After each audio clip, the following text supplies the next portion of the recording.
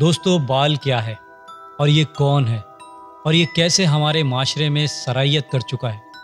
دراصل بال ایک صدیوں پرانا دیوتا یا بت ہے جس کی پوجا بنی اسرائیل نے شروع کی اور آج تک یہ لوگ اس کی پوجا کرتے چلے آ رہے ہیں۔ بال کو تورا اولڈ ٹیسٹمنٹ میں شیطان کا دوست بتایا گیا ہے، اور اگر آپ گوگل میں سرچ کریں گے واٹ از بال تو وہاں جو سرچ رزلٹ آئے گا وہ آپ کو چونکا دے گا۔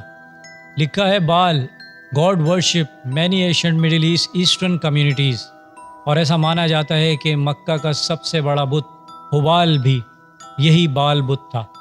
اور دوستو، بائبل میں اس بت کے بارے میں ایسا لکھا ہے کہ یہ ایسا جھوٹا خدا ہے جو بچے پیدا کرنے پر کام کرتا ہے، اسی لیے اس بال بت کے ماننے والے اپنا پہلا بچہ اس بت پر قربان کر دیتے ہیں، یعنی اس بچے کی بلی چڑھا دیتے ہیں۔ اور ان لوگوں کا یہ ماننا ہے کہ ایسا کرنے سے، یعنی بال کو بچہ دینے سے، یہ بال دیوتا خوش ہو جائے گا اور انہیں بیٹے عطا کرے گا اور دولت، شہرت، طاقت، یہاں تک کہ حکمرانی بھی عطا کرے گا۔ دوستو، اسی طرح بال کو بچہ دینے کی نسبت سے ہم بھی اس جھوٹے خدا کو کبھی نہ کبھی پکار لیتے ہیں، جو کہ ہم لا علمی میں کرتے ہیں۔ آپ نے کبھی سوچا ہم یہ الفاظ کیوں بولتے ہیں کہ بال بچے کیسے ہیں، یا پھر یہ سب میں بال بچوں کے لیے ہی تو کر رہا ہوں؟ آخر ہم بال ہی کیوں بولتے ہیں اور یہ الفاظ کہاں سے آئے ہیں؟ ہم یہ بھی تو کہہ سکتے ہیں کہ بیوی بچوں کے لیے یہ سب کر رہا ہوں، یا اپنی فیملی کے لیے کر رہا ہوں، یا اہل خانہ کے لیے کر رہا ہوں، یا اہل و عیال کے لیے کر رہا ہوں۔ جب اتنے سارے الفاظ ہیں تو یہ اصطلاح کہاں سے آئی ہے؟ دوستو، دراصل یہ بال بت کے ماننے والوں نے بڑی ہی چالاکی سے یہ بال اور بچے کی اصطلاح دوستو، اسی طرح انڈیا کی ایک مشہور سنگر نیہا ککر نے حال ہی میں ایک گانا گایا جس کا نام معاذ اللہ بیلنس سے آگا ہے۔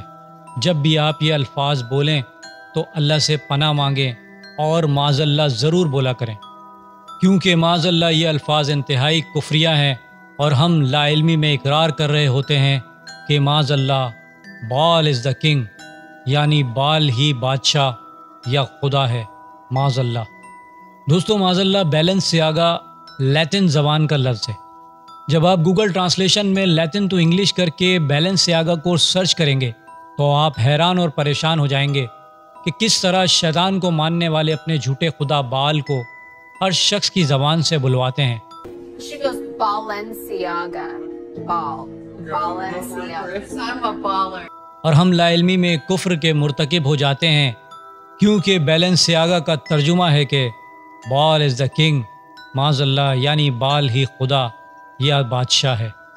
دوستو، نیہا ککڑ کے اس گانے کو تقریباً 2 کروڑ لوگوں نے صرف یوٹیوب پر دیکھا، اور نہ جانے کتنے بچوں نے اسے ڈاؤن لوڈ کیا ہوگا اور کس کس نے اسے اپنے دوستوں اور فیملی کے ساتھ شیئر کیا ہوگا، معاذ اللہ۔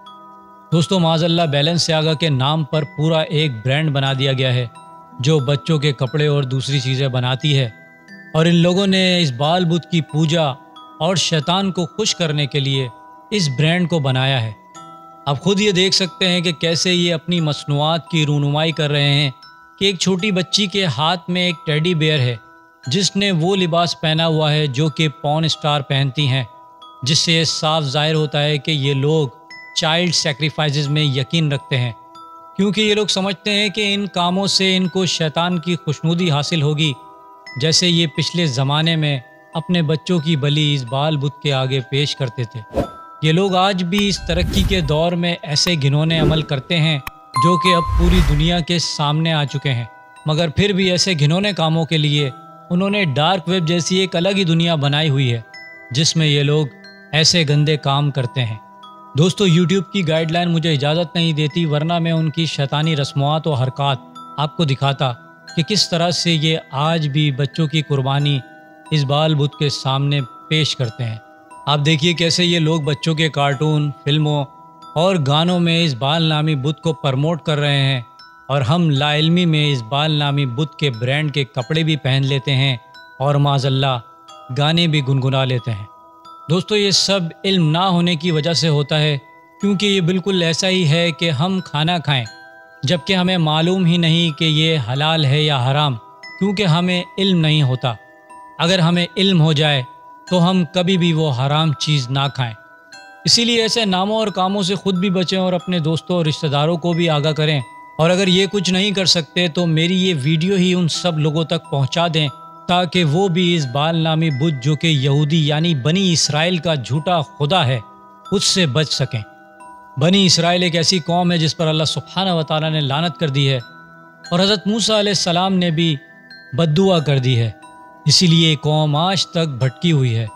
حضرت موسیٰ علیہ السلام کے بعد بنی اسرائیل کی ایک قوم جو کہ فلسطین سے ہجرت کر کے لبنان کے علاقے میں آ کر آباد ہو گئے تھے، اور وہ لوگ حضرت موسیٰ علیہ السلام کی شریعت کو بھلا چکے تھے، اور انہوں نے ایک بت ایجاد کیا جس کا نام انہوں نے بال رکھا۔ اس بال بت کی وجہ سے ہی اس شہر کا نام بال ابک مشہور ہو گیا تھا۔